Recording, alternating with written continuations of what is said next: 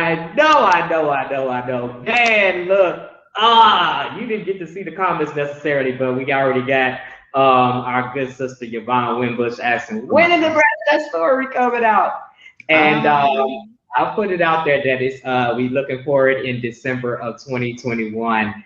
This brother is writing, he is working, he is revising, he is getting it done. Make sure y'all see these comments, man, because the family is coming through. Thank you guys so much. Man, so much to say about that piece. I've heard more about it. I can't wait to see the bag lady. That's all I'm gonna say. Y'all need to get to this story just for the bag lady. For real. But that's an awesome transition, talking about an amazing man of Phi Beta Sigma, myself being one. And this shirt you may have noticed that I swapped into doing a good old Diana Ross wardrobe change from back in the day. You can find this from another amazing man of Phi Beta Sigma, my good brother Elvis Terrell Bryson. The company name is scrolling across the bottom right there. It's Qualities Design LLC, and you see the website right there. Black is king all day. Black is what? 365. All right, so we got that in. Want to make sure we gave that brother some love because he's just great. He's great at what he does. Next thing real quick, and I kind of warned the authors that we were going to do this, and I'm going to mute you guys in a second. Just hold on. Anybody that is an artist, anybody that works with artists, you know that, man, we have a lot of emotional needs, myself included. And, you know, it's such a joy working with you all. But I had to go and recruit some help to encourage you guys to keep doing the amazing things that you're doing. Now, keep in mind, I scoured the internet, scoured the world, scoured social media, and I really didn't give anybody a timetable when I asked them to send you guys some love.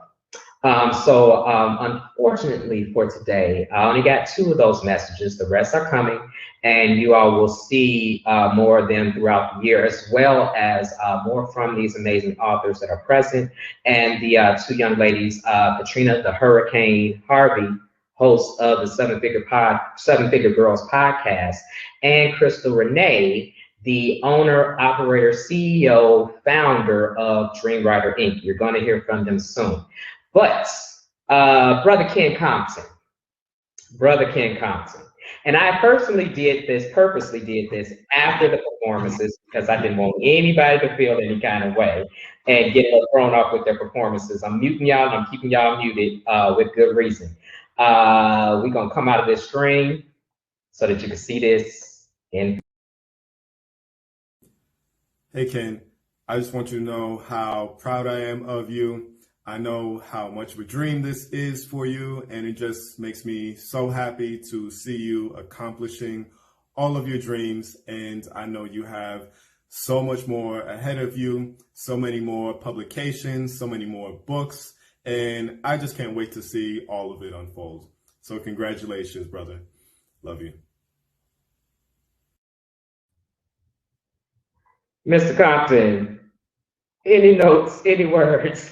Any tears? Thank you very much, Rob. Thank you, Eddie. A little bit overwhelmed, you know. At the beginning, I've been writing for years, but I'm definitely at the beginning. I have to just say thank you again for re-energizing me as a writer, because I had left the story kind of dormant, but you renewed my interest in myself as a writer, and thank you so much for encouraging me, and thank you for including me in this anthology. It means more than you really know, and thank you for that surprise. It was totally unexpected. Oh my goodness. And that's why I said, I thought about it last night. I said, don't show them this before they read. That's not a good idea. A friend of mine is born out of the idea, a friend of mine, and I'm muting you guys again, just gonna say side, but a friend of mine, when I did my first book release, and some of you saw some of the video on Rainbow Room Publishing Live, the premiere episode this past Thursday. And I spread it around a few other times where a good friend of mine, Miss Nzinga Ryan, she went all behind my back at my first release, and she filmed several friends and family members. And later on, she showed me, good God, at least 10 videos. The one that I shared most recently was from my mom, and so that inspired me to do this.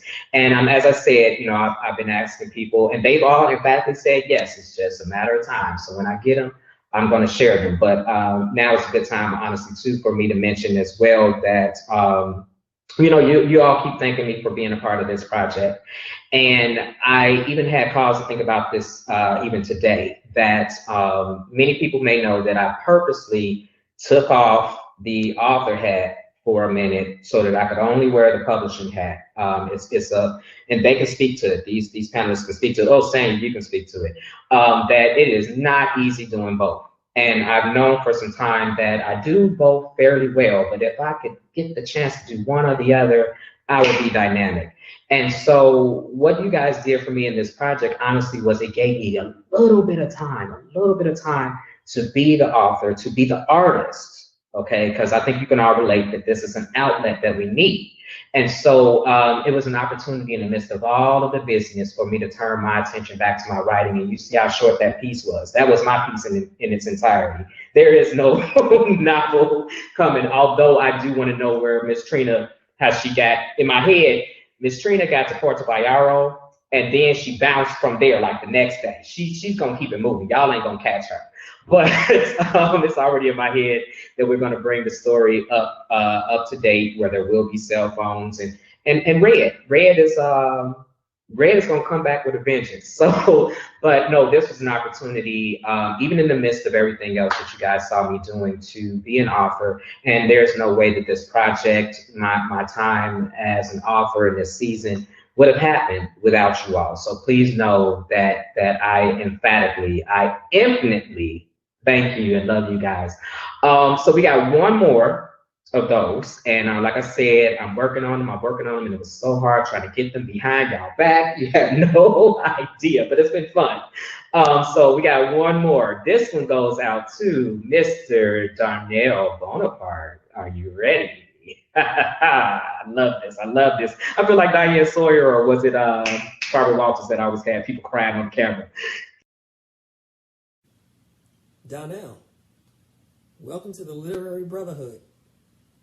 Congrats on the world finally getting a sneak peek at your baby, Walking to Jupiter.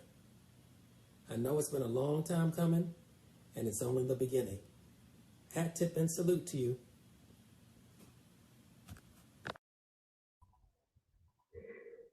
Mr. Bonaparte, do you have any response?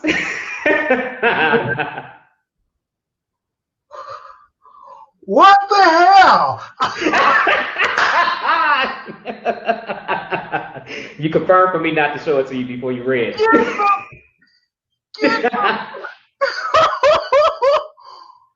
Oh my God. Tell me you are recording this. Oh my yes, God. I am. Yes, I am. Yes, I am. And there will be the replays and everything. It'll stay up on YouTube, definitely. It's going to stay up actually everywhere. Yeah. For anyone who does not know, that is Mr. James Earl Hardy himself, best-selling author of the B-Boy Blues series. There are about 7 books in the series now. There's already a stage play, and there's a movie coming up. But as I mentioned before, he did the foreword, and he's endorsed the entire work and endorsed all of us. But I was able to get him to give you a video tribute. I knew it all the time. No, I didn't. Oh No, my you God. didn't. No, you didn't. No, you didn't. That was good. That was you know, you write, you wondering if the voice is coming across. You wonder where you are, and that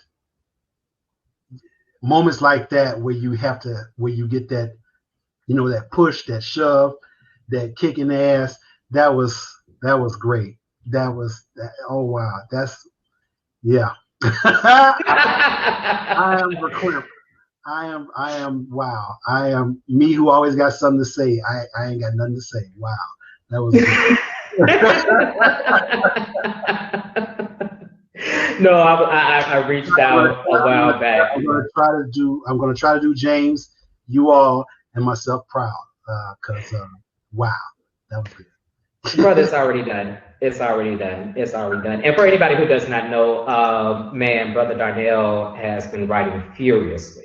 Okay, and we're gonna put it out there. We are looking forward to Darnell's full novel, Walking to Jupiter, sometime this November. And we are looking for Mr. Ken Compton's full work, Graffiti Park, the first of the series. And I know Darnell has more books too coming. Mr. Compton's piece will be coming in December. And then, of course, Miss Sanya Haynes is all the time working. All the time working.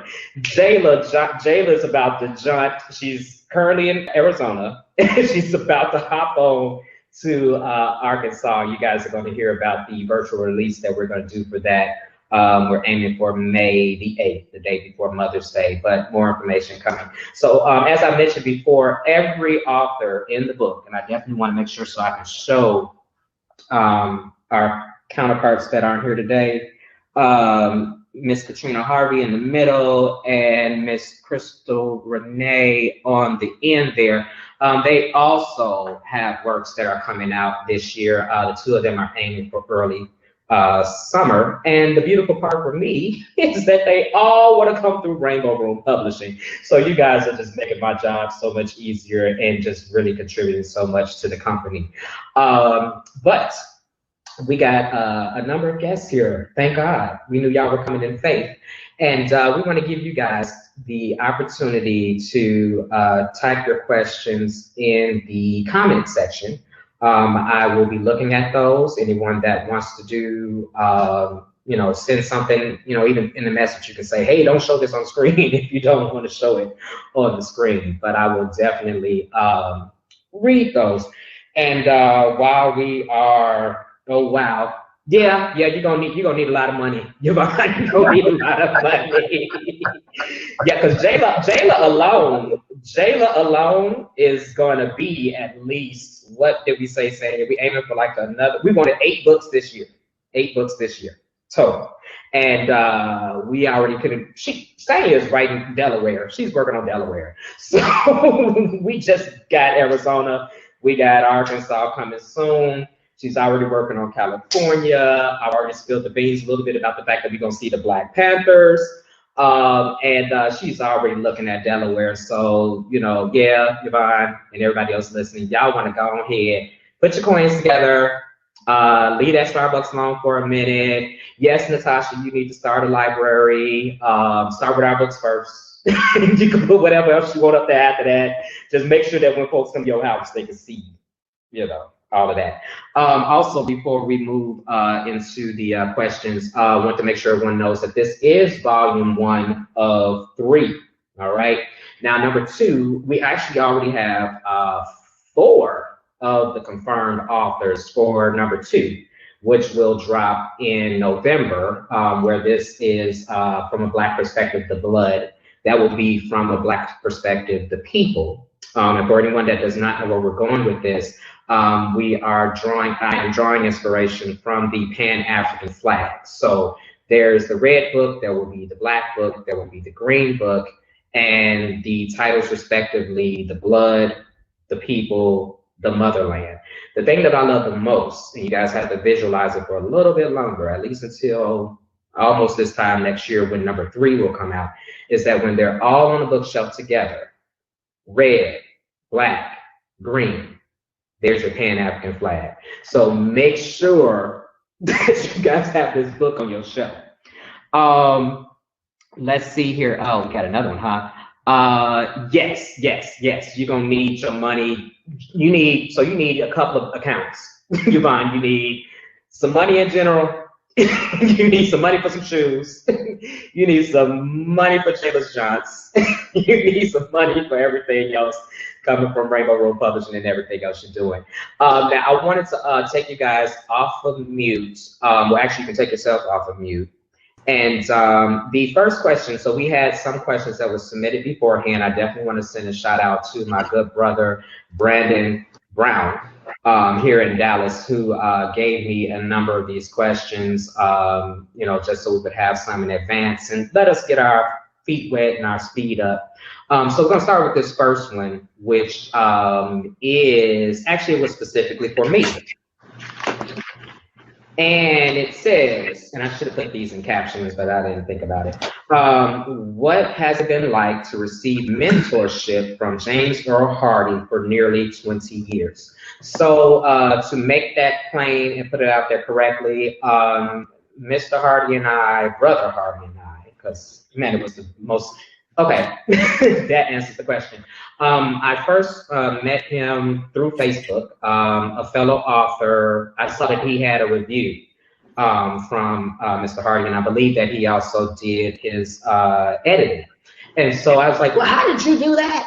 Because I have been reading the B-Boy Blues in tandem with reading the Invisible Life series from the late, great Evelyn Harris, great contemporary of James Earl Hardy.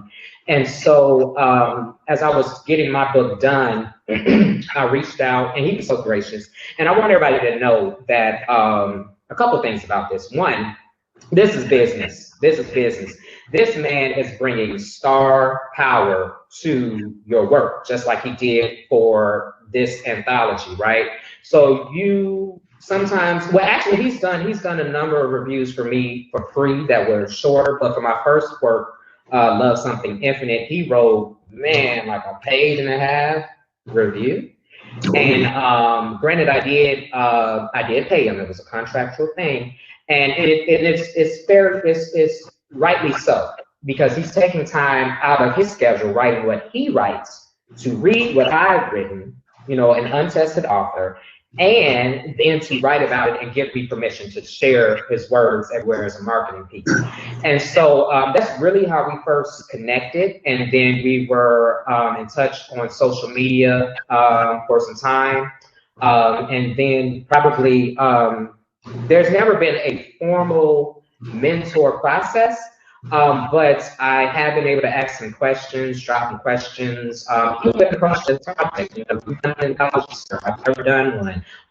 How would you suggest we go about it? So he's been more so that literary big brother. I love the fact that when he wrote the first review, he welcomed me to the literary brotherhood. So, it was my opportunity to do the same here for our brothers and sisters that haven't been published yet. And even though Sing has been published several times, it's awesome to see her break out and have an opportunity where she can have to do so much to show us the variety in which she can write. And we already talked about some other great things. Hint, hint, hint, snow in her afro. Girl, we doing it. I got a question about it not too long ago in an interview, but our good friend Michelle Brown. But yeah, so that was all great. And then I looked up and I was inspired by God to do a book tour that brought Brother Hardy to Chicago for 3 days. This was back in 2018. And thanks to Darnell, he was instrumental in making sure that he had 5-star accommodations, baby. He had a suite in the Four Seasons downtown, child. And so, yes, all 4 seasons. And I already, and there's no deal because I already put out the sponsors back in, and I did a flashback Friday, go back Tuesday, Thursday, whatever it is, not too long ago, where I showed those sponsors again. But that for me was the highlight, honestly, of knowing and being associated with Mr. Hardy. We were on the move that whole time, and when I tell you, he was just so gracious about everything. We riding around in my busted Mustang, and I'm moving him from hotel to the north side, back to the hotel, from the hotel to the south side, from there back to the hotel to the west side, and then onto a plane. And we had an awesome time. And actually, that's when I first found out about Darnell's piece. He told us a scene that's not even in what y'all read. And the postage stamp. You know what I'm talking about? Right. I'm not gonna give it away because I'm gonna let them read it. Y'all gotta get that book. Right. Y'all gotta get this one now. Get that book. But no, he told James R. Hardy and I about, scene from this book, and I I kept seeing that scene. So when it came time to do this, you know, I was like, Darnell, where are you at with that? We need it. I need it. But no, there were a number of moments in addition to the presentations that he did to the public, for the public, that were amazing. And we had, you know, he's not a big talker. I'm the talker. But we had a number of conversations in the car, on the move. And I think probably the most amazing thing for me was that I remember saying to him at one point, sir, I've been looking at everything you're doing. And after looking at this, at that point, I had been at this for 7 or 8 years. I said, I can do 8 more easy. 8 more easy after seeing what you do. And then I got even more perspective. Come on, that's the word of the day, right? Pee Wee Herman, every time you hear the magic word, perspective. He gave me some great perspective when he reminded me, one, that publishing is not what it was back in the day. You know, there were a lot more opportunities. And two, that I've been wearing both hats for the longest. And it made me think, well, man, where would I be if all I had to do was the publisher or the author in these 8 years? You know, so it was another reason that I turned my attention primarily to publishing. So, you know, long answer, like I said in several interviews recently, I'm a novelist. I don't do brief. So that's question number one. Question number two, and this is for the entire panel. How does each panelist feel about the foreword from James Earl Hardy? Well, it was, well, coming from James Earl, again, okay, so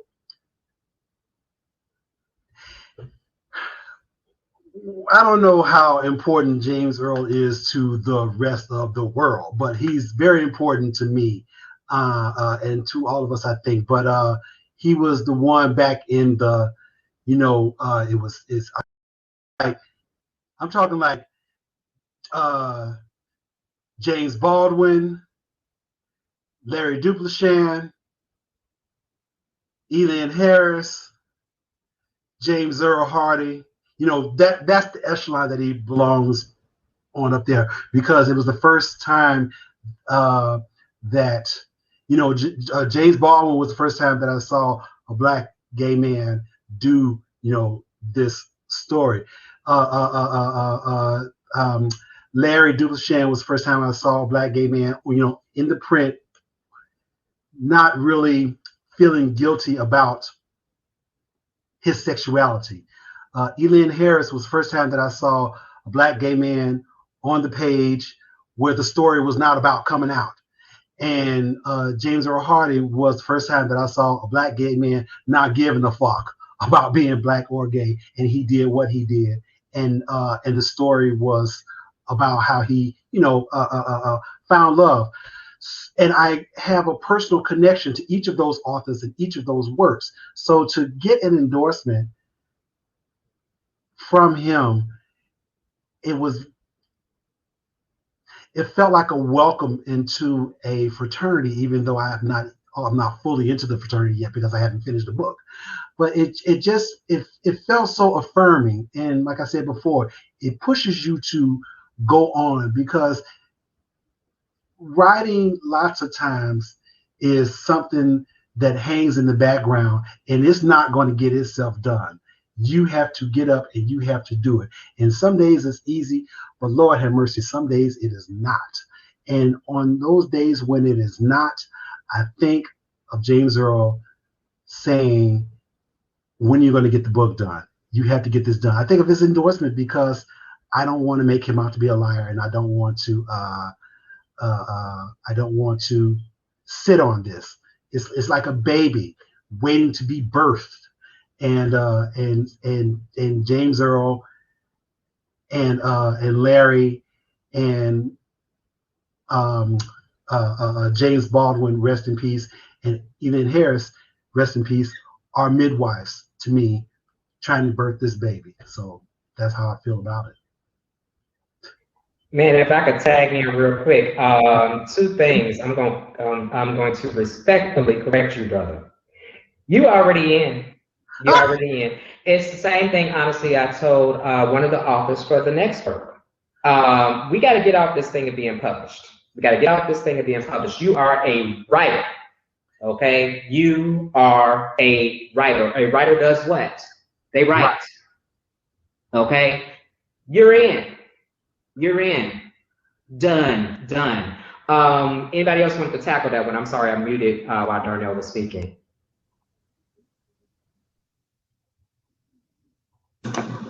Well, for me, any positive reinforcement I can get on anything that I do, I always accept it. And to be endorsed by a New York Times best-selling author means everything. Like Donnell said, it's an affirmation.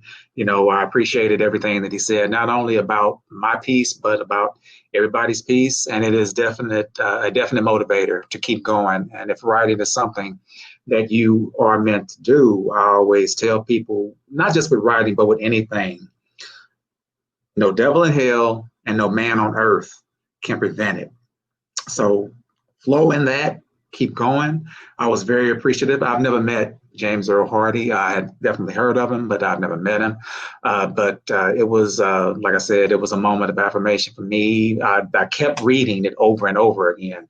It felt like, being in this business, you go see yourself on the bookshelf and it's like, okay, all right, yeah, I can do this. I'm here. Yeah. So I was motivated, and I hope that to get more endorsements from anyone that I can. So thank you. Thank you, Mr. Hardy. I appreciate it. Sorry. The endorsements are coming. Thank you. Say my girl. Say it's my girl. She always got my back. She catches the commas. She catches it all. Thank you. But say, did you want to take that one as well? Oh, absolutely. I'm grateful to Mr. Hardy for the words. I believe every writer, first, you're writing for yourself because you're compelled or you're pulled. For some reason, you have to get these words out. And then your next thought is your audience. So who is going to be the recipient of these words? Will they care for it as I do? Will they understand what it was that I meant to express? And then there are your peers, fellow writers in the field. And I think that appreciation from each of those groups, self-included, feels different. And they're very important. So I was honored and very grateful that he took the time to read my piece and give his words to uplift it. He specifically said it was a kaleidoscope work. And given the experimental nature that it was for me, as a writer, that's probably the words I would have used. So he kind of hit it on the head, the way that I was going in and out of the vignettes. And then his closing remark about it was that I gave the characters vivid shine. And how nice, how lovely. So thank you, Mr. Hardy. I did appreciate it. Man, I swear, I feel like now I should have just moved heaven and earth to have him here, but he will see the replay. I'll make sure everybody sees it, honestly.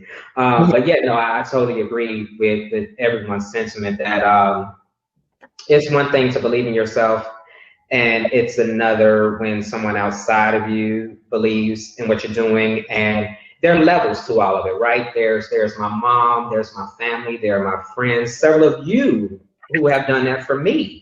On the panel and anybody that's listening, that has been a number of the things that has just said, okay, Eddie, when you're not feeling it yourself, they're affirming. And then, of course, yes, you come through and it's almost like God stepping down from heaven and stamping that stamp of approval.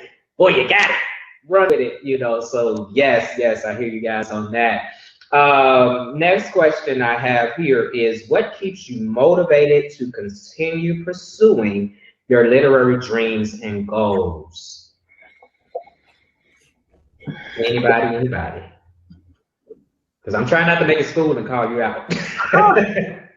And what? Say the question again. What keeps you motivated to continue pursuing your literary dreams and goals?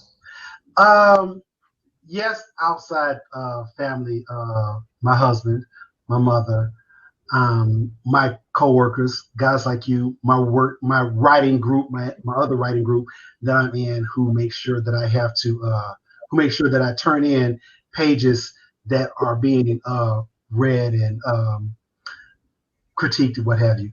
The main thing that keeps me motivated and keeps me going, believe it or not, are Truman and Zeke and Mr. Sangster and Geneva, who are all characters in Walking to Jupiter. They're like little voices that will not leave you alone until you get them down. They're like little people that's saying, I need to be heard, I need to be heard, I need to be heard, and you are the only voice that can give them voice. You're the only voice that can, bring their voice through. So the main thing that's helping me now are them. And my family and friends and other writers are pillars for me to lean upon when Zeke and Truman and everybody drives me crazy. Excellent answer. Because honestly, I think about that with that's how I got. Actually, yeah, from my first book to my second to my third.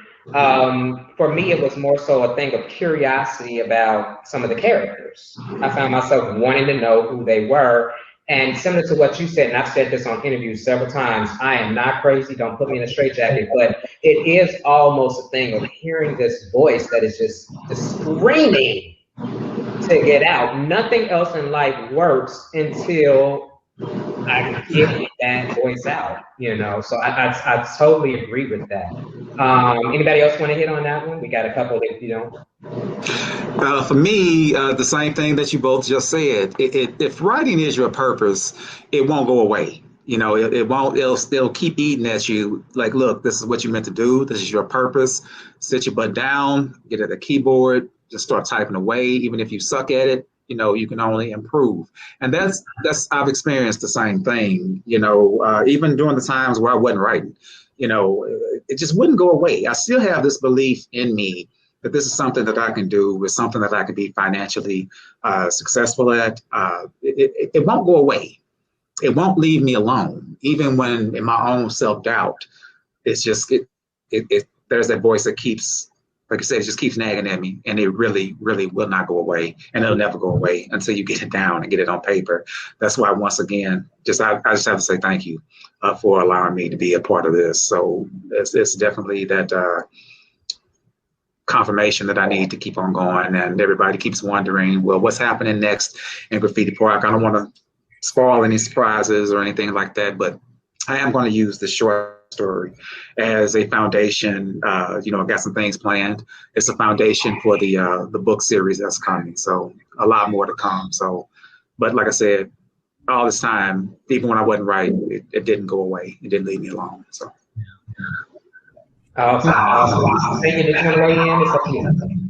Absolutely. So for me, motivation is a plural. It's not singular. So there are several different things that motivate me. It really depends on the project. So for Jayla's Johns, the first thing that motivated me was just I wanted to have some semblance of a relationship with a niece that was absent from my life. But now the motivation is I talk too much, so I got to put my money where my mouth is. I said 50, so I got to keep working, and I'm really motivated to just kind of not look like a fool, right? For other works, the motivation could be just a burning need to express at that moment, and it might or might not be for an audience's eyes. I'm working on different I'm part of a writer's room right now, and I'm working on a TV series, and the motivation there is to enhance my skills as a collaborator, because I've been kind of solo dolo as a writer throughout my career. And so really the motivation, obviously I want a good product and I want the best work, but the goal to do that is to learn how to work with a team of writers and get stuff out. And then it's interesting. He said that one of his pieces he's going to continue further. Actually, in Transitions, there is one vignette that I want to take and make its own standalone piece. I'm kind of playing right now with the format. Do I want a novel, a novella? But it's about state violence against Black bodies, and my motivation right now to really give that piece life and voice and get that out is life. You know, we're in this moment that's not at all unique for this country, but except in its emphasis and spotlight, and you kind of can't get away from it. And when I say you, it's a collective, like kind of everybody can't get away from it, not just the people who were traditionally impacted by it. And it's outrageous, and it's a lot. So that's my motivation for that. So to stop being long-winded, as many writers are, because we love words, right?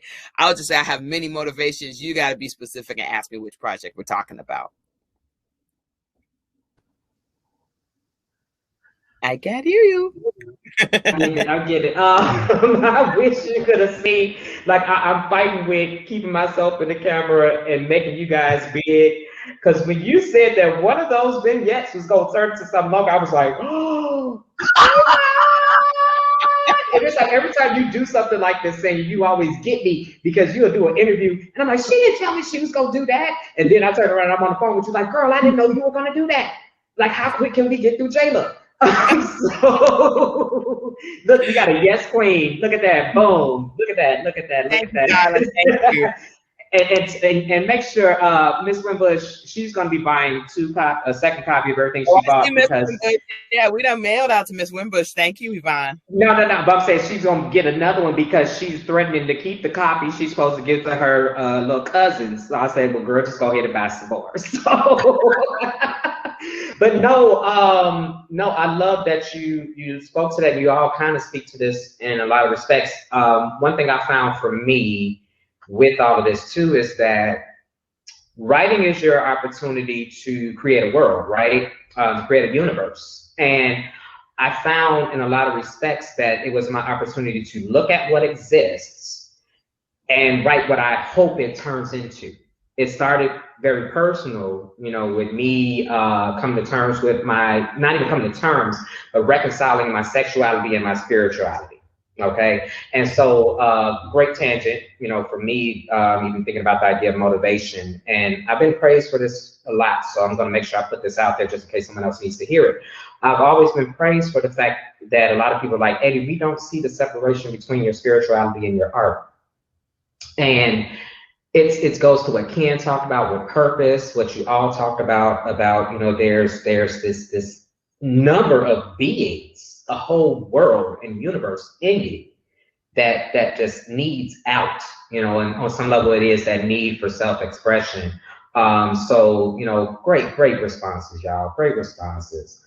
Number 4, what advice, some of these are a little kind of repetitive, what advice do you have for upcoming writers?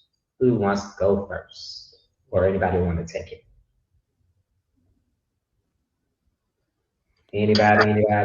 You guys started laughing now. I'll go. I'm just gonna say, just right. The main thing that I keep hearing when I think about advice that it's sort of redundant. They say you gotta read a lot, write a lot. If you're a writer, just write. Even like I said, even if you are doubting yourself, just put some words down on paper. Like I said, I think Sanya said, you're writing for yourself at first. Don't worry about how good it is. Don't worry about if people are going to like it. If it's something that interests you, if it's a book that you want out there, then you're the one that needs to write it. I mean, so many times people say, well, somebody needs to write a book about that. If that's the book you want to see, then that's the book that you need to write. Chances are, if you have an interest in this, there are probably 1,000 other people, if not 1,000,000 other people that also have that same interest. So just sit down and start writing. If that is your purpose, just write, join writers groups, try to build a community. And as I mentioned earlier, no devil in hell and no man on earth can prevent God's plan if that is his plan for you. So that is my advice to upcoming writers. Yes, sir. Well done, Professor Compton. Oh Spoken like a doctor. No. Seriously, no, I love it. And I love that you even spoke to, it's advice that I've given some of you. And it's like advice that I've had to hear myself, that you just really need to put some on the paper. We Right. worry so much about it being perfect when we first put it on the page. And I learned a long time ago that there really is, if you all want to go to the Matrix and bend a spoon, there is no such thing as writer's block. Writer's block is the idea that we want it on the paper perfectly. Right. Put something on the paper, you know. Adding to what Ken said, I would definitely say, you know, I've heard that advice a lot, that writers need to read. And I will say that to some degree that's true, because on some level it helps to have something to model. I've since expanded my definition or belief or whatever you want to call it, to say that you more so need to expose yourself to story. Okay, I've said it several times in my own bios and things, in my own intros. I read comic books, I read the stories from the Bible, I read the Childcraft Encyclopedia that had mythology, that had folklore, that had the stories from religion. I watch cartoons, I watch movies, I get story out of it. I hear story in song, I hear story in poetry.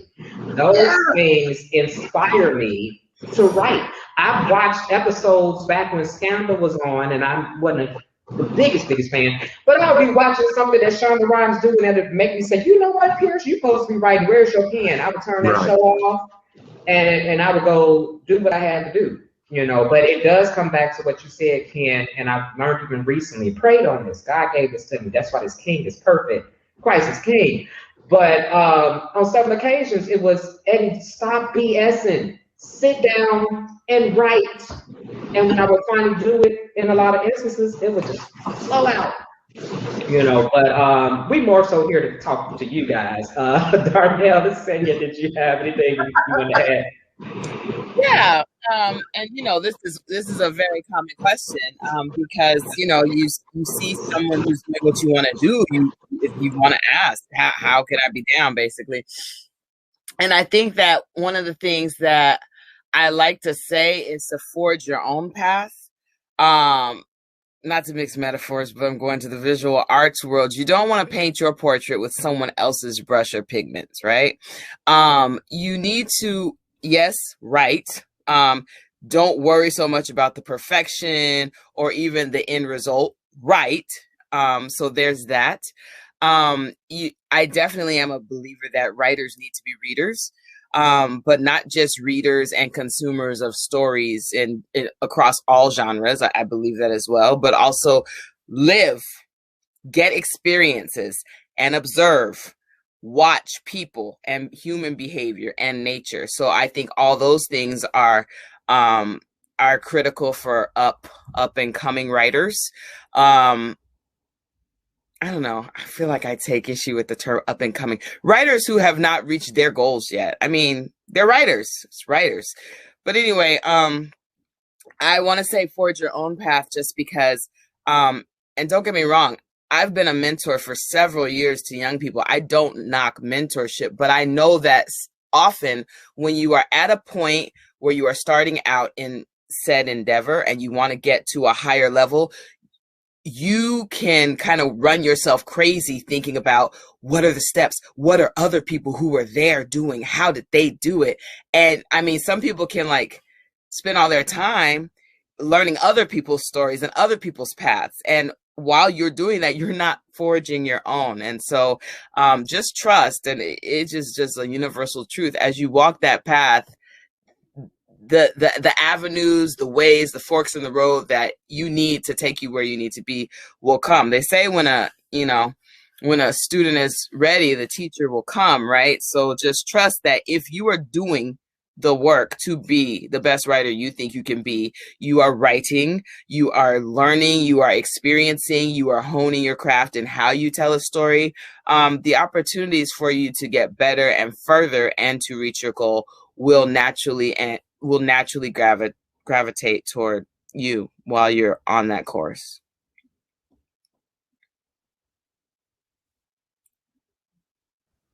I love that.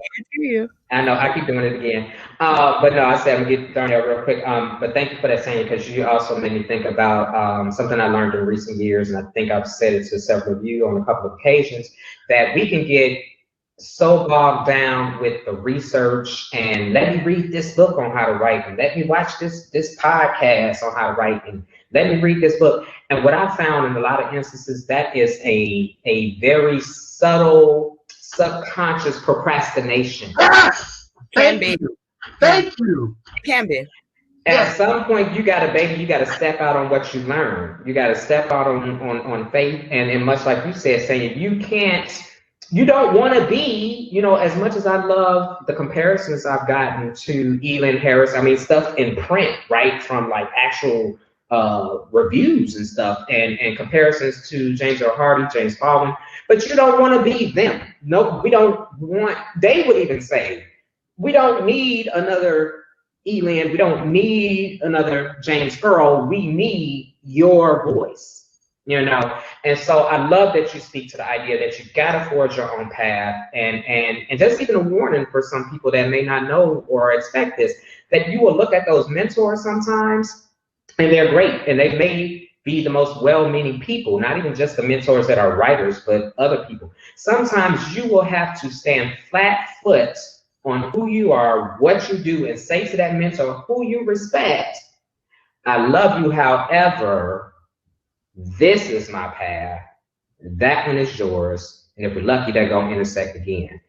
So man, nuggets of wisdom. And I'm honestly trying to get all these in too, because I'm making sure that this goes to a number of writing students, institutions, and things of that nature too. So the wisdom. Thank you guys. Darnell, I know you got some. What you got?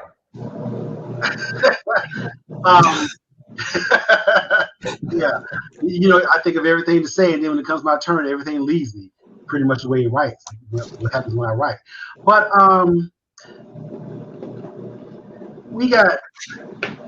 think about Harry Potter, Percy Jackson,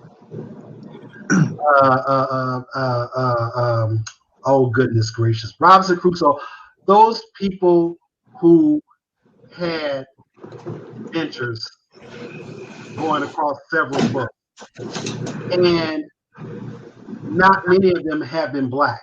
Main characters have been black. So that feeds into my first piece of advice is, if there's a book out there that you haven't seen, that you want to see, then you need to write it. This author by the name of Kwame Mabalia, who did not see a black character in these Harry Potter-like stories, invented one himself. And he got it going on, and he did it, and he took it to the publishers, and he got under somebody else's wing, and he published this book, Tristan Strong. Not endorsing anybody else's book on this format, but brother, you can show us that book one more time, please. Because I love it. I've seen it and I read it. That is a great book. We talk about from a black perspective today. That is our history. That is our quote unquote folklore. That is our quote unquote mythology. Those are our heroes. Before you go to looking for that man in that cape in red, blue, and yellow, come here first. Now this guy right here, Rick Riordan, he is the one. He is the one who actually did the Percy Jackson books, and he got with Kwame and said, "Boom, let me just give you a format. Well, not let me give you a format, but you can speak this better than I can speak it. So why don't you speak it, and then I'll give you my platform." So that's cool. But that's number one. If there is not a story that you haven't seen that you need to see, it's because you need to write it. That's number one. Number two, back to this book or any other book. You cannot compare your rough draft with something that has been published, because this book, all we see is this. We have not seen the 50, 60, 70, sometimes 80 drafts of this one thing. What we see is the tip of the iceberg. We don't see that big ass hunk of ice beneath the ocean that brought forth that little bitty tip of the iceberg. So don't fret over your book and your words not sounding like Baldwin, because Baldwin didn't sound like Baldwin until he went through a bunch of edits. The work, we're talking about writing. Yes, the work is in the writing, but the bigger work is in the rewriting and the edit and the shaping. The Statue of David did not come out that way. It was a big ass block of rock first, and he had to chisel here and chisel there and then smooth it out here before we finally get the masterpiece that we know today. And that's the same thing with your book. It's a way for you to get frustrated because your words does not come out the way that you want them to, but it's going to come in the rewrite. You need something to work with. A master, when he does a sculpture, he needs clay to be there. So you need the words to be there so that you can shape those words. So you need to write something down and then shape it up to be what you want it to be in your edits, in your rewriting. And then the second one ain't going to be right. And the third one might not be right. Anybody who said that they wrote their book and it was like this when it first came on the page is a damn lie, because that book has gone through so many edits and you have to get something down in order to shape it into the thing that you want it to be. So to echo what everybody else has said, the way to be a writer, and this is to myself included, the way to be a writer is to write. When you get it down on the page, you then work with it, and then the work begins to get it into the shape that you want it to be in so that other people can read it.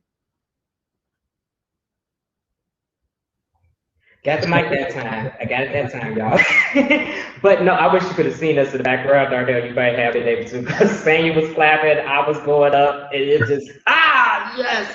Man, just to piggyback a couple of things, and while I'm doing that, you guys that are watching, you still have the option to put those comments in. Even when you see the replay, I can still see the comments later. So if there's some things you want to get answered, if you want to get in contact with any of the authors, I can definitely help you do that. But I love you spoke to a couple of things that I found to be true and great advice. That the hardest part is putting something on the page. And then from there, baby, it's cake, because now you're just going in, taking out, adding in, you get your good editors, you get your good sister Sanya that says, hey, you missed that comma, that hyphen, let's change this wording. Crystal, who's not present, she's edited some of our work before. She looked at, not even the commas and the periods, but the structure of the story overall and said, Eddie, this part right here has a better pace that will hook the people in the beginning. Let's put this in the front instead of putting it in the back where you have it at. And I mean, yeah, that part, I can admit, I find the editing tedious when it's, me proofreading. And even when it's me, I always have somebody else edit, even though I do a lot of stuff in-house, I always have somebody else, look at it. But the other thing I wanted to speak to, and it kind of echoes a little bit of what Sanya was talking about too, that the idea that once you start down that process, a lot of the things that you think you need will come. And that's why I love that example that you gave with Tristan Strong, because, a lot of us are out there, thinking like, where would I get this published? My first thing is I always stop thinking about that, like book first, right? Even if you don't finish the editing per se, is the story finished from beginning to end? That's the finished draft, right? But you never know the outlet, that may come along and say, hey, we can put you right on in here in that case. Or even in the case of what we've been doing together, we've been talking about writing, some of us for years. Ken and I have been talking about writing without aging ourselves 20 years or so. And then we come back and now it's like, Ken, I got a book, I need your writing. You never know. Last thing I'm gonna put on that is say it all. Say it all. I was talking to a young man here in Dallas some years back, and we were talking about him wanting to write, and he told me one day that he had written 20 pages like this. Now, please understand, this is not what turns into the manuscript, right? This is not what gets into the book. There's a whole lot of shaping and everything. But he wrote 20 pages front and back, not 1 page, 2 page. 1 page, 2 page, 3 page, all the way to 20. He said he turned around, he looked at it, and he threw it away. And I could have, you know. And I felt that same. My second book, I will show it to you. My second book, I got 100 pages in. I said, this is complete garbage. And me and God, I got always give the testimonies. He came back to me and said, you need to read that again, son. And I read it, and I looked at it, and I said, oh, this is actually good. And that's when he told me every word that you put on that paper comes from me. It's good. Okay, of course, we still had to edit and all of that. And oh, I'm sorry, that was the other piece, because Crystal made me think about it, talking about Toni Morrison. You're in great company, all of us, anybody that writes. Once it's printed and all that, you're in great company, because just like Toni Morrison and several of her contemporaries, and I heard her say it, she wrote it. I heard Shonda Rhimes say the same thing. They have written stuff that has made boatloads of money, right? They have made all kinds of awards. And they said that every time they get up to read that piece that they wrote 30 years ago, that's already a proven work, they still want to take a red pen to it. And I'm just saying that to say, you always find something you want to change. And it doesn't necessarily mean you need to change it. So get out of that perfection. Get out of that perfection. Get out of that perfection. But you want it good. You want it good. You want the message concise. You know, you want people to be able to understand it. But if you keep going back, because that's another place we get trapped in. We get trapped in the revisions. Yeah. And at some point, you just got to say, "Hey, I gotta trust." You know, thank you, Yvonne, for being here. You're one of the main people I do this with. Every time I do a book, there are 6 or so people. Katrina's one, Crystal's another. I think I did this with Ken. Every time I write something, long before it even is a finished manuscript, I send it to 6 different friends. And I'm not looking for them to edit. I'm more so looking at the common things that they say that they get, don't understand, they like, or whatever. And somewhere in there, that gives me a sense of what may need to change. If 3 people out of 3 say they all don't get something, I'm going back to check it out. If 1 out of 3 is like, but the other 2 get it, I'm less inclined to change it. So, you know, some of it is what you've been talking about, Darnell, and Ken, you've done this thing, you talked about something like this. It's about being in a collective. That's another reason I wanted this project. That's another reason I want to work with you all. Sometimes we need that quote unquote workshopping experience. We need someone else to just look at it, just read it. You know, we always looking for some validation, which is something we got to be mindful of too. But just even that other person that's not even necessarily a writer, but are they an avid reader, like Yvonne? Great example. They know enough to know what, you know, the structure of a story is, you know, kind of thing. And so sometimes you got to stop saying, yeah, you and I are a lot like this. We work in isolation. A lot of writers are, a lot of artists are. We write in isolation, and when we do that and never share it, we never get any inclination that this might be something of value that we can put out there if we don't find it in and of ourselves, you know. But yeah, that's my $19.14. There you go. Let me just share this really quick. We got time, brother. Go ahead. You don't have to put it. But Stephen King talks about this. He had written. He had an idea. Boom, that's exactly it. He had written like 12 pages front and back of this story that he looked at it. He didn't feel like he was getting in touch with the character. He didn't like it. He didn't know where it was going. He crumpled it up. He threw it in the garbage. His wife came, got the papers out of the garbage, smoothed them out, read them, and told him, complete this story. And he was like, well, I don't know where it's going. I don't know how it's going. She says, well, I will help you with some of the things that you're having problems with. And she was, Tabitha King, who is a good writer herself, came with the idea, not with the ideas, but with some guidance.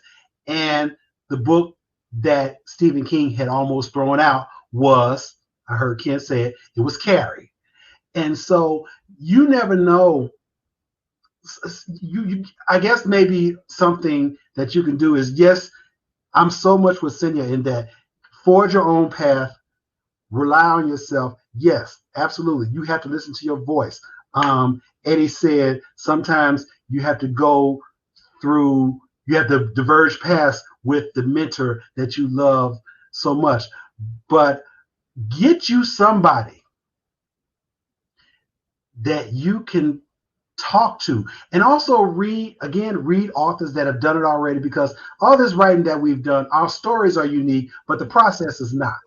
You have to look at some of the things that other people have done, and also look at those readers that you like and break it down. What is it that they are doing on the page that speaks to you, and see if you can emulate that. Babies don't know how to talk until they hear other people talking and try to imitate what it is that they hear. So find your author that you like, break it down, see what it is that they are doing on the page, and then try to correlate it with things in your own right. Excellent point. Excellent point. Yeah, because I think about honestly too that for all of that modeling, for all of that, stepping out on your own, it helps to have that feedback. For one thing, and just even I honestly kind of forgot where I was going with it because you gave me so many good points. If it's important, my belief is the Holy Spirit will bring it back. So if nothing else, it'll turn into a post that y'all see on Monday when my mind is more fresh. But no, great conversation, and going to invite anybody that's there again to drop any questions. But number 5, what have you found to be the most rewarding as a published author? The most rewarding aspect of the experience? For me, it's just being a part of the business of writing. There's nothing like getting that first publication, and like it was mentioned earlier, it has changed quite a bit. There's not as many opportunities as there were back in the day. A lot of changes have come about. But for me, once again, it's just if this is what I'm meant to do, this is what I'm going to do. So I love being a part of this anthology. I love the exposure. I love being in the company of other writers. I can say that I have been published online and I have been published in print, and it can be a life-changing moment, validation. I just love the business of writing and being a part of this group. So it's affirmation. Love it. So that's me. Awesome. Anybody else? What has been the most rewarding part of publication? I am a nerd. I like seeing books. I like seeing pages in books. I like the smell of new books. I like the scent of old books. And I just like seeing words in print with justified edges and all that stuff. And the rewarding thing for me is just seeing my name among the stories that are being told in this world, and seeing it in a print form. Yes, of course, seeing it online as well, but seeing it in a book, it just speaks to the nerd in me. So that itself has been a rewarding thing. Awesome. Saint, did you want to hear it? Yeah, I think for me it's twofold. I think the first part is legacy.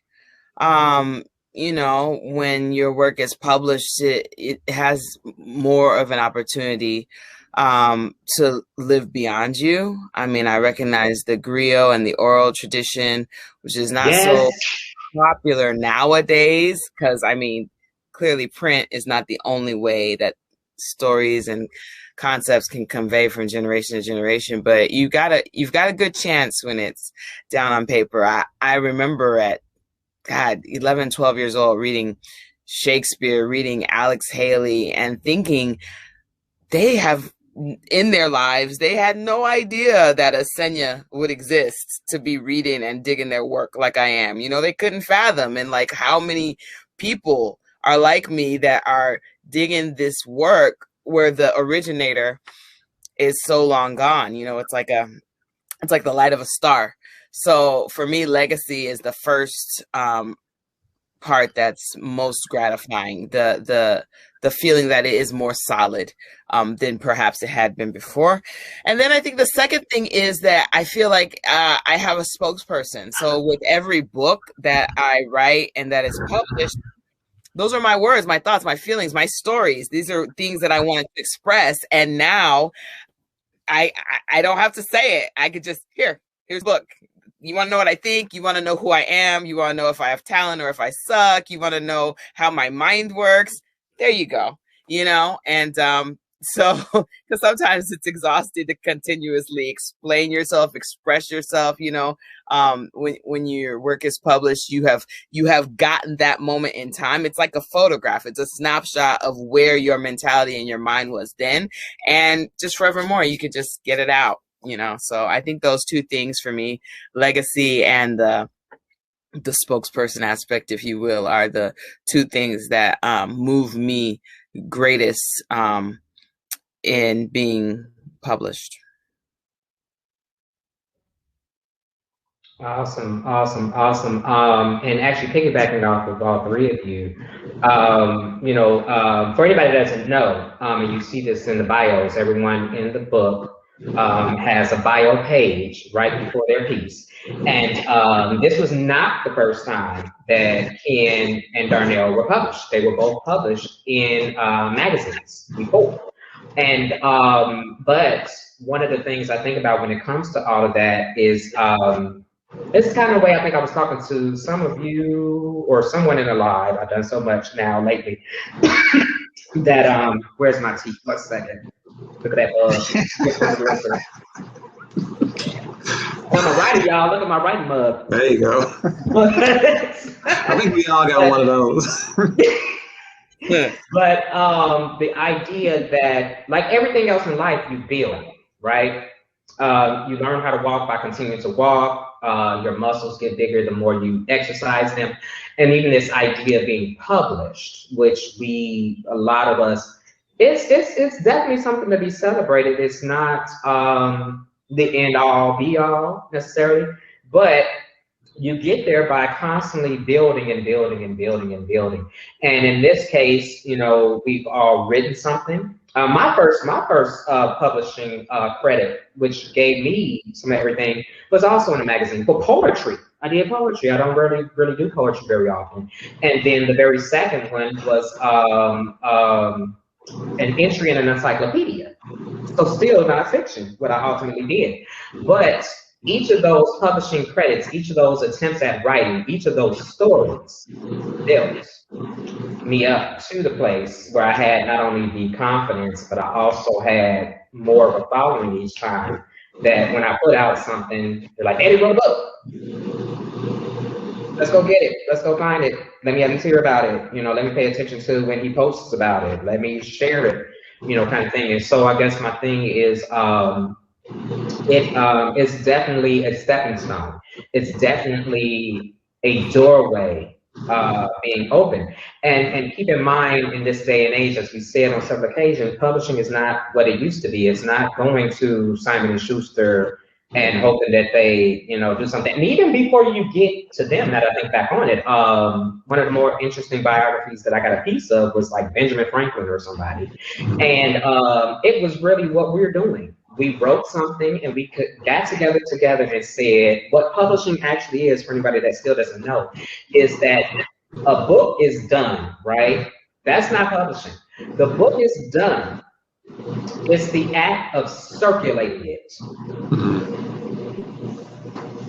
It's because we've all written in these. The book is done, but now it's over there in that corner. It's not published.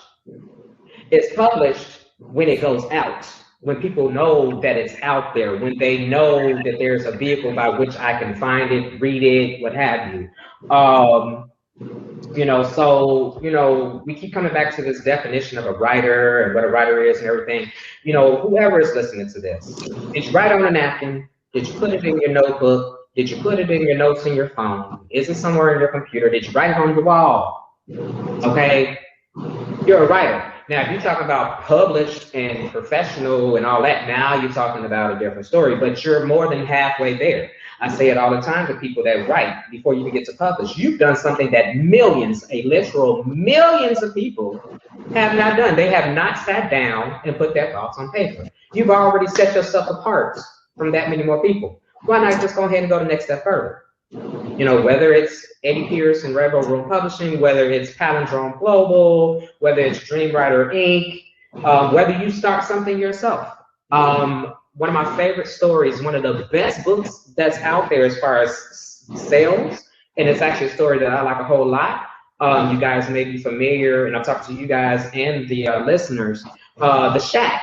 It's a story of this man that goes to a cabin. Won't go into the whole story, but he gets an invitation from God to go to a cabin in the woods that takes him back to a very dark period in his life. And he meets what we in the Judeo-Christian tradition refer to as the three sides of God. God the Father, God the Son, God the Holy Spirit. And I'm not going to tell you, but they put a good old twist on that God the Father, and I love it. But that man broke. One year said that I'm going to write a story, and that's my Christmas gift to my children, which then turned into him writing it and going to Kinko's.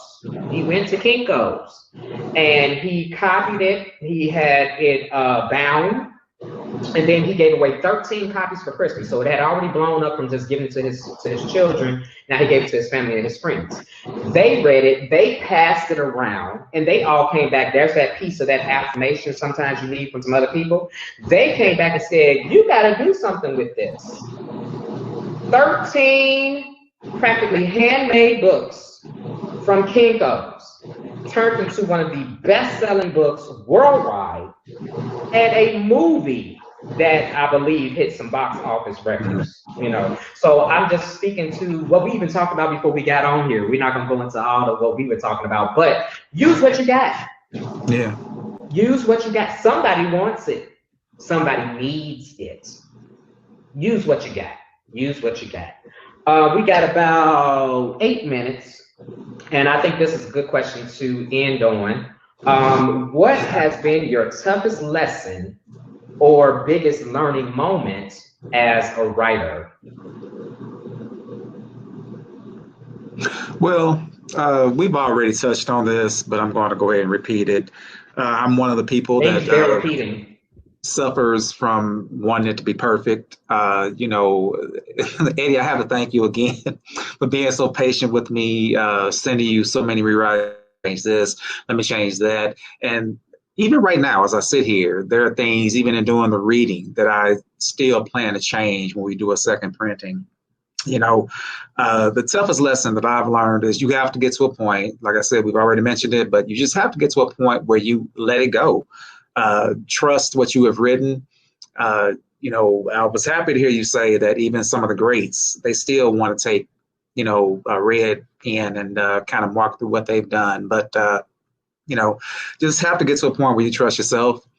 Let it fly out into the world, see what it does, see how well it's received. But my toughest lesson is learning that it can't be perfect. And I am one of those people. I do go into the Barnes and Nobles. I look at the books and I see, oh, man, I can't do it quite like them. But it's like Darnell mentioned, this has gone through so much that they've probably been up at night. They have their own self-doubts. They, you know, spend time wondering, well, are they going to like this? The people going to receive this? You know, so, but in the end, and who knows how many times they've rewritten it and who helped them do it, who gave them this idea, said, take this out, put this in. But my toughest lesson is just learning how to trust myself as a writer and let it go. It'll never be perfect to me. It will never sound right. Years later, there's always something that can be said differently, you know. So that's my toughest lesson. And just to piggyback off of that, and it's not necessarily probably something that's widely known, but you guys can probably all, I should say, not guys, can probably all speak to this. I have read books from my favorite authors, and there are still typos. There are still typos. These books have been out for years. They made all kinds of money, and there are still typos. Now, it's not littered with typos. You know, it's one speed bump or one pothole in 300 pages, maybe 5. But even then, no perfection, no perfection. You know, just like us, none of us are perfect. You know, we have quote unquote flaws, and they're the things that make us unique and beautiful. So it's another reason that some typos I don't trip over as much, because I'm like, the child, she just made all this bang on my. Now, granted, some of them are at a place now too where those things are excusable. Those of us that are trying to get in the door, we have to do a lot more due diligence, Right. you know, in a lot of respects. But just if anything, I'm hoping that it helps all of us that are listening, all of us that are part of this, know that even the greats have made their mistakes and they rode with them. And they riding good in a Rolls Royce. So, anybody else want to get that question? One of the toughest lessons that I have learned, we've already said it earlier, but one of the toughest lessons that I have had to learn was that you cannot revise from something that you haven't put down on the page in the first place. And so there have been periods that I have gone for several weeks, even months, of not contributing to this story. And I kick myself for not moving forward. And then as you are kicking yourself, you go into this darker place where you're not writing. So the biggest or the hardest lesson that I have had to learn was that you have to write, even when you don't feel like it, even when the muse is not there, because I'm a big I fall into this pit. I have to tell myself to not fall into this pit. Lots of times you don't want to write because the muse is not there, whereas you had this great idea and now you have to go write it down. You know, that's the muse being there. But you have to write even when the great idea is not there. Because lots of times you would find that as you are writing, some stuff will come to you as you are writing, and you are able to build off of that. Whereas if you had not started the writing, the actual physical writing, then the idea would not have come. So one of my biggest lessons is to write, even when you don't feel like it, even when the idea is not there, even when you know, just don't think that you have anything to say. Hell, get a journal and write there. But you have to keep writing. That's the biggest lesson, and the hardest lesson, and the easiest lesson, and the most repeatable lesson that I can come up with. Good point, Darnell. Honestly, it's one of those things that is so simple it eludes us. Right. That's why I'm honestly reading the questions and I'm looking at them like, oh, this is kind of the same question. But the repetition is necessary. We can all speak to it. We all had to do it to ourselves. We had to look in the mirror sometimes or whatever. I cuss myself out sometimes. And it goes right the damn book. You know. And honestly for me it's a thing of just speaking to that point you made. Remove all of the temptations to procrastinate. Working on my most recent novel, and my parents and my family could speak to this when I was living in Chicago. I would get in the car, go around the corner from the car, sit in my car at a park, and write stuff in my phone. Because if I was in the house, oh, this floor needs to be mopped, and these clothes need to be done, and I need to cook this, and I need to do everything in the world. I think I said this at the presentation where Sandy and I met. Everything in the world will come to your mind to do other than the writing. But anyway, good segue to Senya. Did you have anything you want to add to that one? Yeah, I think that the hardest things for me as a writer, and I had to figure it out at great pain, was to not be overly susceptible to comparison, and then to not take criticism so much to heart. That's why I said you have to forge your own path. That was really a hard lesson learned for me.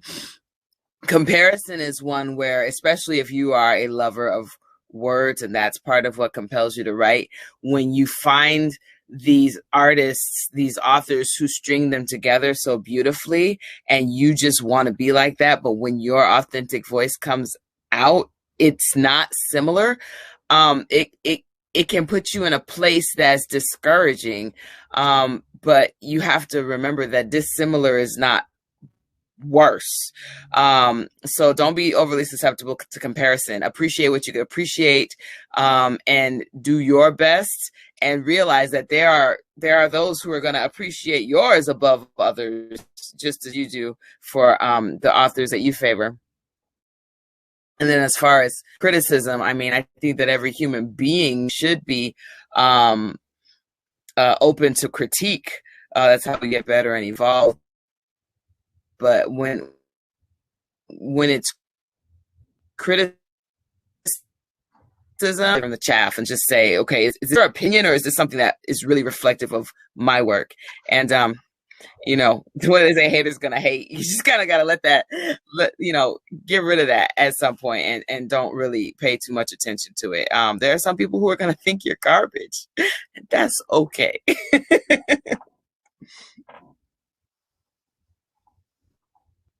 Great point. And then I'm gonna actually piggyback off of it one last time, that when you mentioned the haters, it makes me think to the idea of, those who don't support, And for me, in a sense, I've been blessed with this sense of just forge ahead, forge ahead, forge ahead.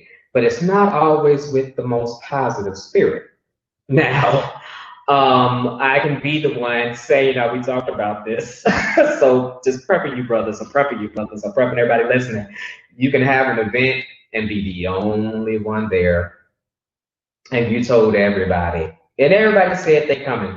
And I'm also honestly speaking to some other friends of mine that I hope, hear this.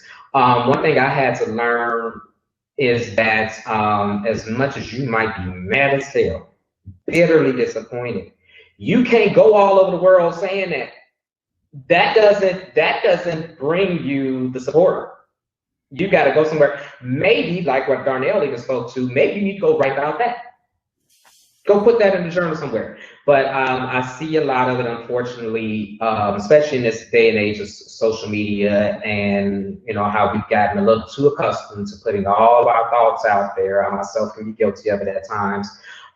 Is that you still not only have to go forward, but you have to find ways to elevate that spirit out of that place of just raw, fiery anger, disappointment at who didn't buy and who didn't show up, and because it's always going to happen. But as I was even saying in an interview recently, one of the blessings that I found is that half the time, those people that don't support on the front end, they sometimes circle back. Some people that, it's Sunday, I'm gonna go there. Jesus, he wasn't accepted in Nazareth. He wasn't accepted at home. It wasn't until he left home and did something somewhere else. And I've experienced the same thing. And this is no knock to Chicago, because I have a lot of support in Chicago. Y'all know I do. But it wasn't, for some individuals, it wasn't until I got here and got an interview here that they looked up and said, oh, like they didn't know I was doing it all along. But even then, you still have to move in grace. At that point in time, you still have to move in grace. If this is going from just talking about, we talked about there are levels to this. It's not just being a writer, but it's also this idea of being a professional writer, being a published writer. You have to be professional at all times. You have to be professional at all times. That's the end of our questions. We're a little over time, but hey, it's my show. Who's gonna tell us to shut up? So I want you all, take a moment. I'll talk a little bit, but I want you all to just think of any last thing that you want to say to all the people. I appreciate all of the thanks, and I'm actually guys to hang on in the studio, and we're gonna have a private celebratory moment of our own. Before we sign off, and I'll actually even click you out like lights after each one. Sing it, ladies first. Anything you want to leave the people with And trust me, I'm telling about Jayla if you don't. So go ahead. Okay, well, since I had the opportunity, thank you for joining us. I hope you got something out of this for your spirit, whether it's to learn, what it is to be an author, or just to hear some story time. Some people just like to be read to, or to just see some folks just, chop it up, whatever. I hope you got something out of it.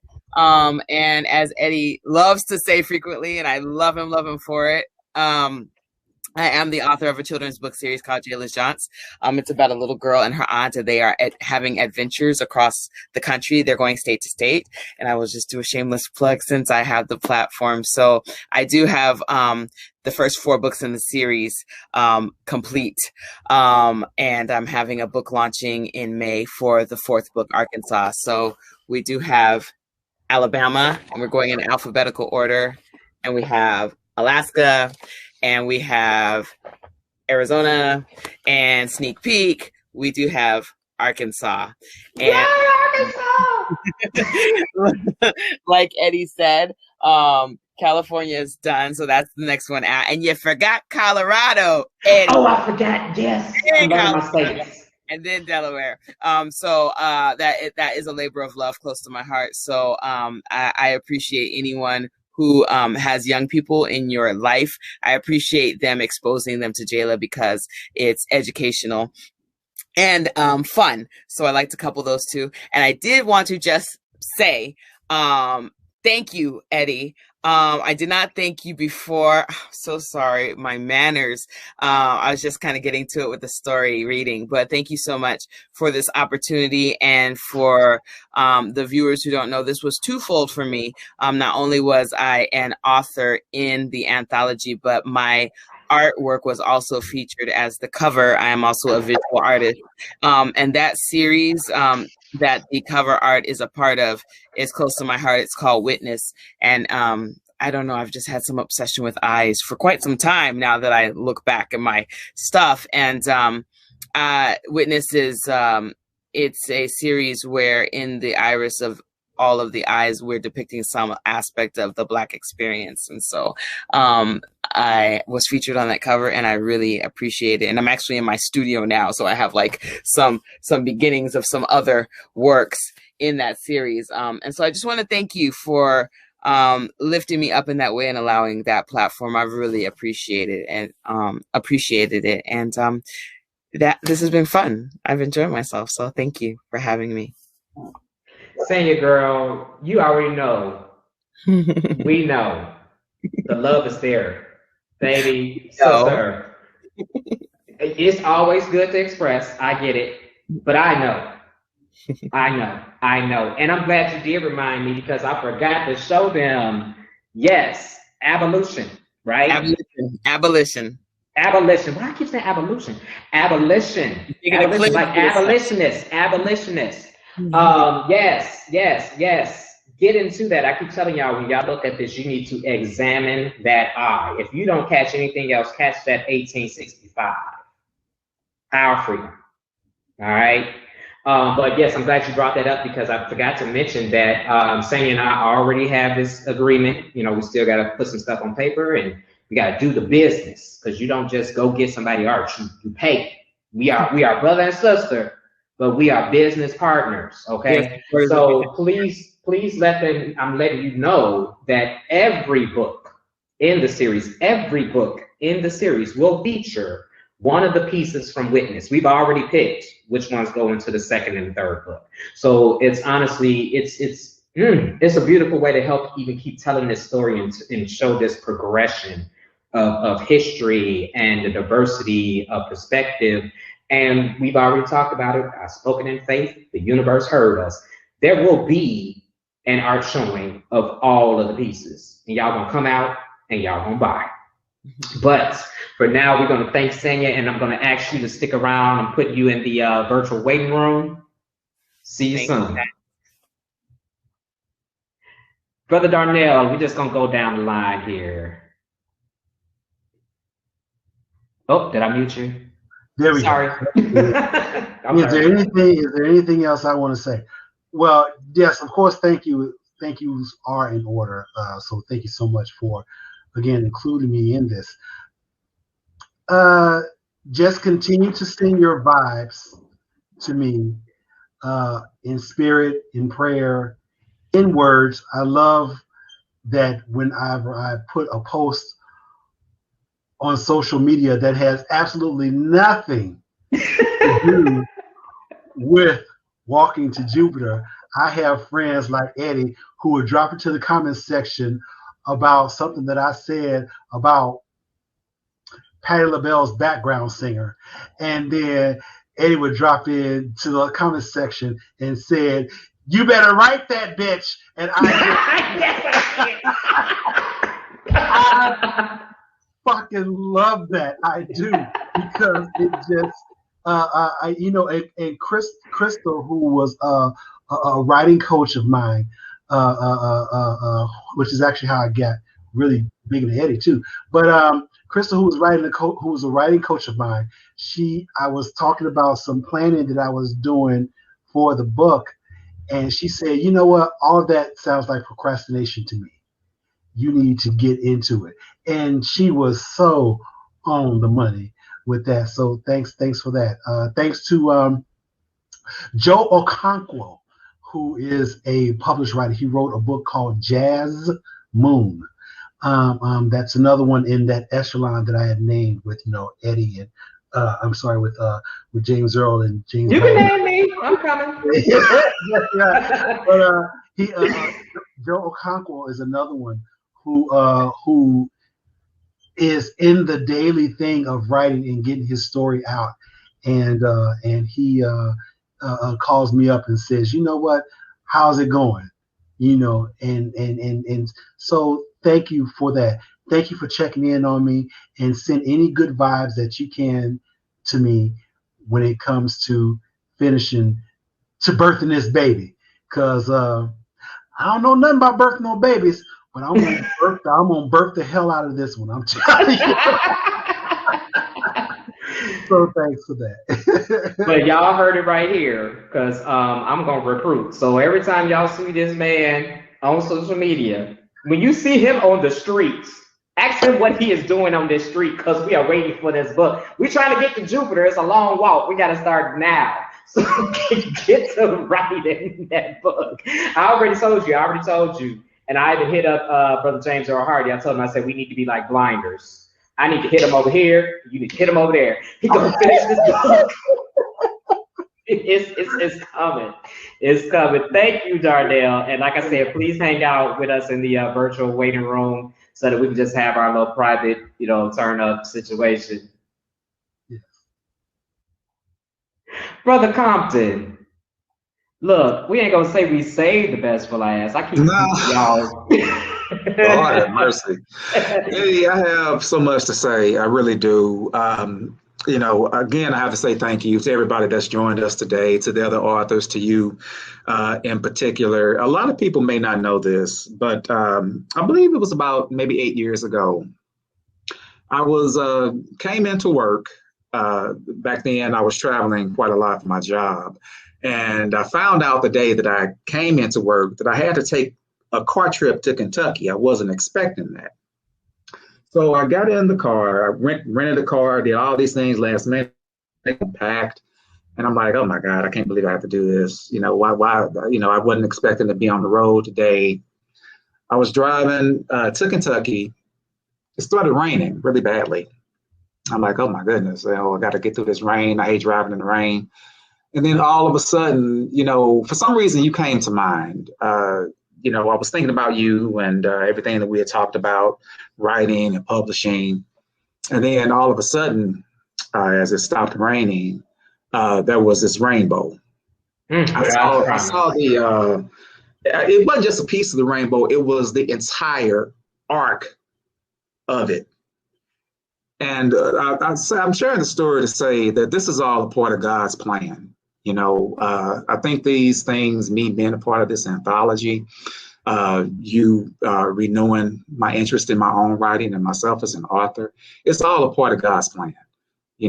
This is the beginning of that promise, that rainbow promise Again, I say thank you. It was a very nice surprise. You recruiting my very best friend, Rob Jones, to be a part of this. He is an inspiration to me. You are an inspiration to me.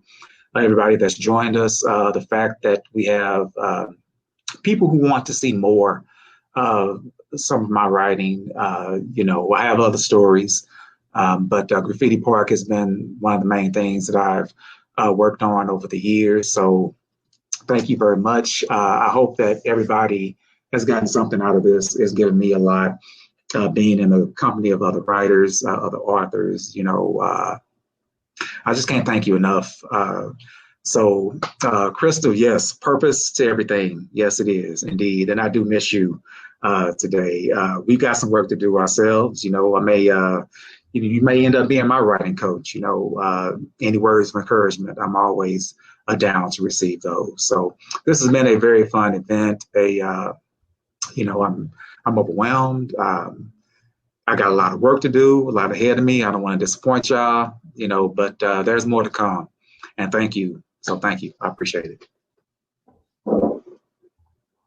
Brother, I hear you. And once again, I thank you for being a part of this. And even, you reflected on that story with the rainbow. And I vaguely remember where I was at that point in time. And I know that when that story came, it inspired me.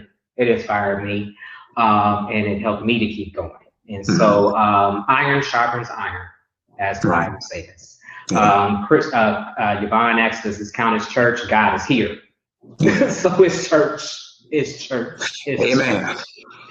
So, brother, I'm going to ask you once again as well to just hang on with us for a second, because I definitely want to talk to you guys on the side. I'm going to pop you into that waiting room, and I'm going to give people the good old benediction. There you go. Thanks, everybody. Right. See you in a minute.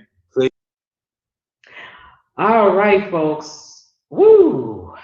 I am not going to belabor the point, but I will be transparent. Your boy is tired. I am so tired. But this gave me all the energy that I needed. And I knew just coming into it that I would just be ready to run on a little bit longer. And so I want to thank everyone for being here. Thank you, Crystal, for that. Dream Writer Inc. Come on now. The ish. We waiting for you too. And I'm glad that you are even here so that I can remind people once again that this is not the only time that you're going to hear from this collective. This is not the only combination in which you will hear from us. There actually are already a number of requests for us to do virtual events and events live. So anybody that is thinking about that, please reach out. Like I said, if you hit up any of those comments, any of those places where you see Rainbow Room Publishing, where you see Eddie S. Pierce, you got me. And we can talk about that. What I have scrolling across the bottom now is the link tree link. So this is basically, if you get there, you got me. You found all things Rainbow Room Publishing. You found all things Eddie S. Pierce. That is your primary way to get to the bookstore, to get to the services for anyone that is seeking to be published. I definitely want to put it out there because I've already seen this in my inbox. There are a few of you that have already made submissions. Know that I'm getting to you. Tomorrow is Correspondence Day. So I'm going to be trying to catch up to any number of you at that point. Last thing that I'm going to leave you with is please also consider joining us next Saturday, this coming Saturday, I should say, April the 24th. At 7 p.m. Central Standard Time for Save Some for the Poets. So we giving you a whole variety here, all right? You're getting the novelists, the longer writers here, and then we are going to give the poets their due next Saturday, this coming Saturday evening, it will also be streamed virtually via StreamYard. So it will get you, if you're on Facebook, it will get you. If you're on YouTube, it will get to you. If you're on Twitter, that's going to be a great event. You're going to see a lot of promos about it this week because I'm so excited. The lineup is done. So there will ideally be each day a promo for each individual performer. And you're going to see how good they are and why you need to be there. And not only that, why you need to tip these poets and these musicians, because we have poets, spoken word artists, and we have some musical acts. It's going to be a great event featuring Passion the Lioness, also known as Danielle Hall, aka Passion the Lioness, but the author of Danielle Unfolded. It's another great work. You get to that Linktree link. You can also see on my website how to get to hers, how to buy the book directly from her, but you'll also see the review that I did for this amazing collection of poetry. And then you get to hear her perform live next week. So that's what we're bringing you here at Rainbow Room Publishing. Thank you guys so much for being here, for being attentive, for showing your love wherever you see these authors, including our two sisters that had to be absent today, Miss Katrina, the Hurricane Harvey. Find that podcast, the number 7 Figure Girls podcast. You're going to love it. She's actually going to do an interview of all of us very soon as we can get our schedules together. And then you definitely want to look for Crystal Renee, who's also part of this work, who is also the founder, operator, and the publisher with Dreamwriter Inc. And you're going to be seeing great things from her as well. So all hearts and minds clear, like I learned at the greatest church on the west side of Chicago, the High Mountain Missionary Baptist Church, 919 North Laverne. Also, Dr. Jesse D. Jordan Boulevard, Chicago, Illinois, 60649. I think I got the zip right. All hearts and minds being clear, we're going to get up out of here, and I'm just going to leave you with love, peace, and blessings. I'm out.